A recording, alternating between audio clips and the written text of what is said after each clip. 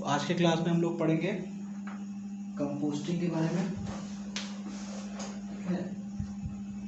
तो last class में आपने अगर वीडियो नहीं देखा तो आप देख लीजिए।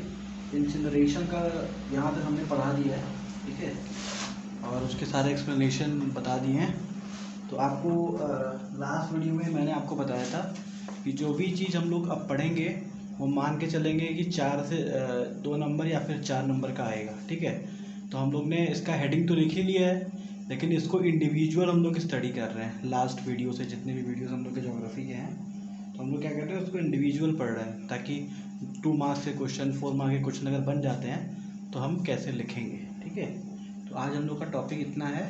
तो आप लोग सबसे पहले काम करिए, एक क्वेश्चन लिख लीजिए, write a short note on composting. Write a short note on composting.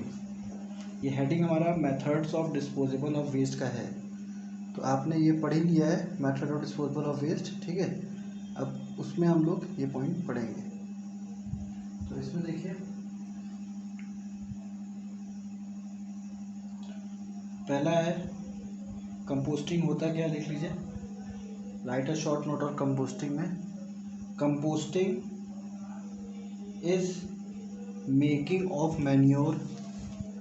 Composting is making of manure by decomposing, making of manure by decomposing.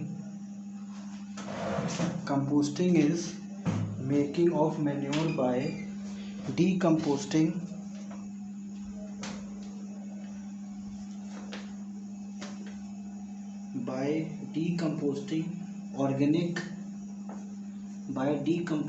organic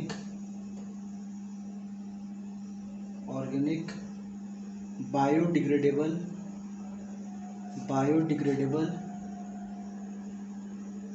matters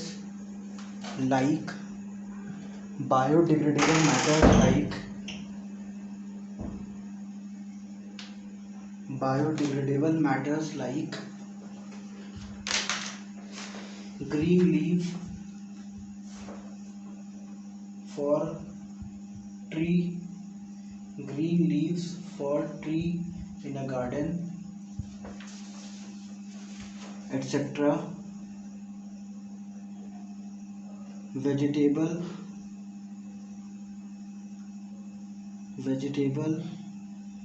animal, crop husk, etc.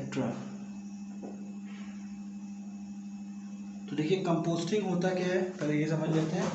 Composting का मतलब होता है जहाँ पे हम लोग organic और biodegradable चीज़ों को इस तरीके से कंपोस्ट करते हैं, ठीक है, कि वो हमारे काम आ जाए और साथ ही साथ इन्वायरमेंट को नुकसान भी ना पहुँचाए, ठीक है। तो कंपोस्टिंग में हमारा मेन काम क्या होता है, मैन्योर बनाना। मैन्योर क्या होता है, जो भी हमारे डिग्रेडेबल प्रोडक्ट्स होते हैं, ठीक है, जो बायोडिग्रेडेबल, जो ऑटोमेटिक डिग्रेड हो जाते हैं, मतलब डिस्ट्रीब्यूट अपने आप में ख़त्म हो जाते हैं, ठीक है। जैसे ग्रीन लीव्स हो गए, ठीक है, वेजिटेबल्स हो गए, ठीक है, एनिमल्स के बॉडीज़ हो गए, क्रॉप का बचा हुआ हिस्सा हो गया। तो ये सब चीज़ें क्या है, ये सब चीज़ें का हम लोग कंपोस्टिंग मेथड यूज़ करते हैं इसको, ये सब वेस्ट के लिए, ठीक है। तो अगर हमें ये सब वेस्ट मिलेगा तो हम लोग क्या करेंगे, कंपोस्टिंग मेथड यूज़ करेंगे। तो कंपोस्टिंग मेथड में होता क्या है, यहाँ पे हम लोग इससे मैन्योर बना देते हैं, जो कि हमें खेती वेती में काम आ जाता है। मतलब यहाँ वेस्ट को हम यूज़ करते हैं एक नई खेती करने के लिए, तो ये भी अच्छी चीज़ है। अब इसमें आप उसके आगे लिख लीजिए, composting is done in 3 ways. Composting is done in 3 ways. Composting 3 तरीके से किया जाता है। पहला लिखिए, vermi composting, VERMI। Vermi composting, इसका मतलब लिख लीजिए, earthworm are used in decomposition of organic matter. वर्मी कंपोस्टिंग, earthworm are used in decomposition of organic matter. Point number second, मतलब ए हो गया. पॉइंट नंबर बी लिखिए, aerobic composting. Organic matter is converted into manure in the presence of air. Organic matter is converted into manure in the presence of air. उसके बाद लिखिए anaerobic composting. anaerobic composting में क्या है? Organic matter is decomposed in the absence of air. Organic matter is decomposed in the absence of air. तो देखिए 3 methods हमने composting का सीखा. ठीक है, तो ये तीनों मेथड्स हम लोग यूज़ करते हैं कंपोस्टिंग का अकॉर्डिंग टू सिचुएशन. ठीक है, तो अलग से आपसे क्वेश्चन भी आ सकता है कि वेरमिक कंपोस्टिंग क्या होता है, एरोबिक कंपोस्टिंग क्या होता है और एनएरोबिक कंपोस्टिंग क्या होता है. तो इस तरीके से आंसर लिखेंगे कि आप उसमें शॉर्ट में उसको लिख सकें. ठीक है, तो देखिए कंपोस्टिंग तो समझ में आ गया कि मैन्योर बनाते हैं हम लोग. किससे? बायोडिग्रेडेबल एलिमेंट से हम मैन्योर बनाते हैं. बायोडिग्रेडेबल में क्या हुआ? लीव्स हो गया. ठीक है, तो ये सब चीज़ें होती हैं, वेजिटेबल्स हो गई, तो ये सब बायोडिग्रेडेबल वेस्ट हैं, उससे हम लोग बनाते हैं. तो यहाँ तक तो क्लियर है. अब वर्मी कंपोस्टिंग क्या होता है? यहाँ पे हम लोग अर्थवॉर्म का यूज़ करते हैं. तो अर्थवॉर्म करते क्या हैं? जो भी कीड़े वीड़े होते हैं उनको खा जाते हैं, और जो भी हमारा सही मटेरियल बचता है वो हमारा धीरे धीरे मैन्योर बन जाता है. ठीक है, तो अर्थवॉर्म के यूज़ से भी हम कंपोस्टिंग कर सकते हैं. ठीक है, तो उसको हम लोग बोलते हैं वर्मी कंपोस्टिंग, VERMI. ठीक है, उसके बाद है एरोबिक कंपोस्टिंग. अब एरोबिक कंपोस्टिंग में क्या है? इसमें हम लोग जो हमारे ऑर्गेनिक मैटर हैं उसको हम लोग कन्वर्ट तो करते हैं मैन्योर में, लेकिन यहाँ एरोबिक का मतलब यहाँ पे एयर से रिलेटेड है. तो एरोबिक और एयर याद कर लीजिए. जहाँ पे हम एयर का यूज़ करते हैं वो हमारा एरोबिक हो गया, और जहाँ पे हम एयर का यूज़ नहीं करते हैं वहाँ पे एनारोबिक हो गया. ठीक है, तो पहले वाले में भी दोनों ही केस में जो ऑर्गेनिक मैटर है वो कन्वर्ट होता है मैन्योर में. पहले केस नंबर बी में भी, केस नंबर सी में भी. लेकिन केस नंबर बी में क्या है? एरोबिक में यहाँ पे in the presence of air होता है, और सी वाले में क्या है कि यहाँ पे in the absence of air होता है. तो इस तरीके से आपको याद रखना है. ठीक है, तो कंपोस्टिंग लॉन्ग में भी आ सकता है, तो आपको अपने मन से ये तीनों मेथड लिखने पड़ेंगे कि इस तरीके से कंपोस्टिंग 3 तरीके से किया जाता है. क्लियर है? और 1 नंबर में तो क्वेश्चन बन ही सकते हैं. उसके बाद देखिए next, write a short note on liquid waste. Write a short note on liquid waste in a method of disposal of waste in terms of, लिख लीजिए, write a short note on liquid waste. Write a short note on liquid waste in terms of method of disposal of waste. In terms of method of disposal of waste. अब देखिए क्या क्या चीज़ें हैं. Urban area are overcrowded and produce large quantities of waste every day. Urban area are overcrowded and produce large quantity of waste every day. The human and industrial waste go into the drainage. The human and industrial waste go into the drainage and reach the sewage treatment plant, where it goes on several stage of treatment. Point number first, the primary treatment remove suspended particle by screening and settling. The primary treatment remove the suspended particle by screening and settling. Point number second, the secondary treatment use microorganism to decompose the organic material into the waste. Water. The second treatment use microorganism to decompose the organic material in the wastewater. Point number third, the tertiary treatment is a complex.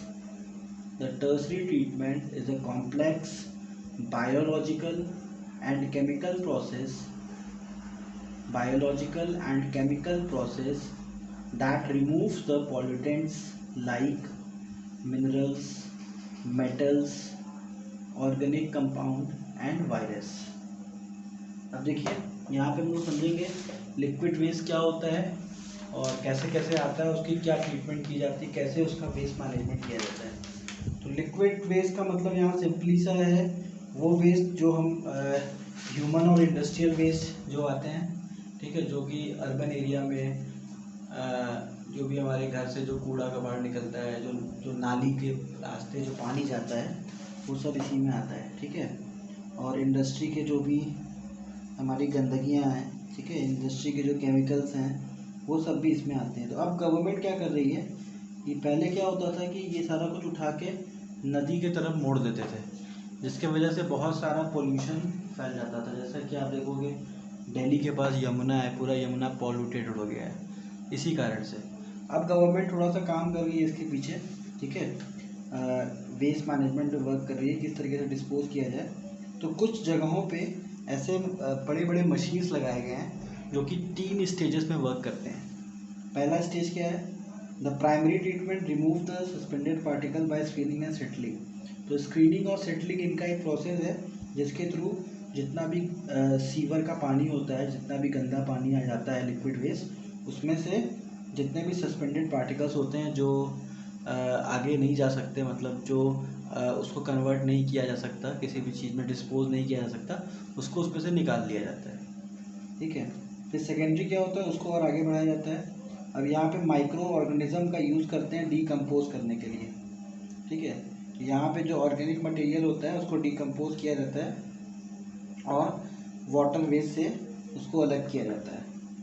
उसके बाद tertiary treatment में क्या है, यहाँ पे थोड़ा सा chemical और बायोलॉजिकल प्रोसेस का यहाँ पे यूज़ किया जाता है, जिसके हेल्प से पॉल्यूटेंट्स हटा लिए जाते हैं, ठीक है, और उसमें से जितने भी मिनरल्स हैं, मेटल्स हैं, ऑर्गेनिक कंपाउंड हैं, वायरसेस हैं, उसको रिमूव कर दिया जाता है, ठीक है। तो इससे होता क्या है, जो हमारा वो लिक्विड वाटर होता है फिर वो कोई नुकसान नहीं पहुंचाता, अगर नुकसान पहुंचाएगा भी तो बहुत कम पहुंचाएगा। तो अब धीरे धीरे ये जो हमारा method of disposal of waste है, इस मेथड में हम धीरे धीरे वर्क करने लगे हैं कूड़े को सही तरीके से यूज़ करने का, ठीक है। तो ये आपका हो गया लिक्विड वेस्ट। अब आते हैं नेक्स्ट पॉइंट पे। नेक्स्ट पॉइंट है use of electrostatic, use of, ये इसमें आप लोग ऐसे लिख लीजिए, write a short note on the use of electrostatic precipitators. अब इसमें लिखिए दिस रिमूव, आंसर लिखिए this remove particles less than 50 mm size, less than 50 mm size, which are electrically charged and attract to oppositely charged plates for collection. The particle matter is removed to the bottom due to vibration and the pollutant free